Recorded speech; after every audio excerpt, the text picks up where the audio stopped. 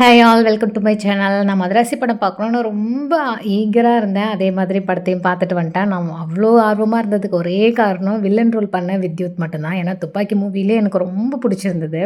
So அவரை நம்பி தான் நான் அந்த படத்துக்கு போனேன்.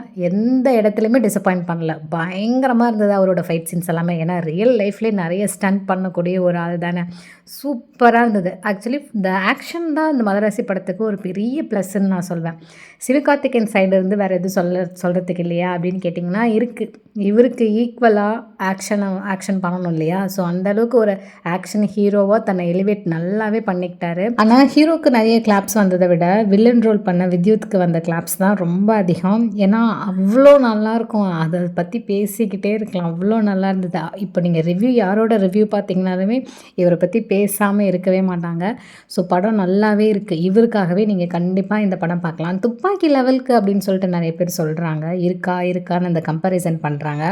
எனக்கு தெரிஞ்சு அதுக்கும் ஒரு முக்கிய காரணம் அதுலேயும் இவரே தானே வில்லன். ஸோ அதில் துப்பாக்கி ப்ளஸ் இந்த மதராசி ரெண்டுலேயுமே இவரோட ரோல் பயங்கரமாக இருந்துச்சு.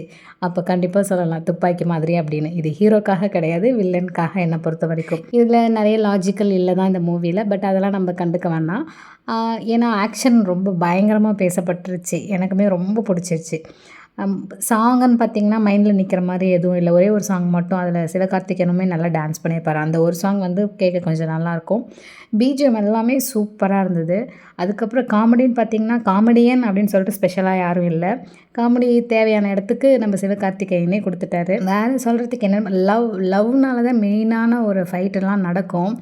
பட் எனக்கு அந்த லவ்வை என்னால் ஃபீல் பண்ண முடியல, கனெக்ட் பண்ணிக்க முடியல. என்னை பொறுத்த வரைக்கும் வித்யுத்காக இந்த படத்தை எத்தனை தடவை வேணாலும் பார்க்கலாம். காலையில் எழுந்திரிச்சு சீக்கிரமாக வேலையெல்லாம் முடிச்சுட்டு போனதுக்கு ஒரு நல்ல ஒரு சாட்டிஸ்ஃபேக்ஷனான ஒரு மூவி பார்த்துட்டு வந்த ஒரு ஃபீல் இருந்தது. உங்களுக்கு இந்த மூவியில் ரொம்ப பிடிச்ச விஷயம் என்ன அப்படின்றத மறக்காமல் காமெண்ட்டில் சொல்லுங்கள்.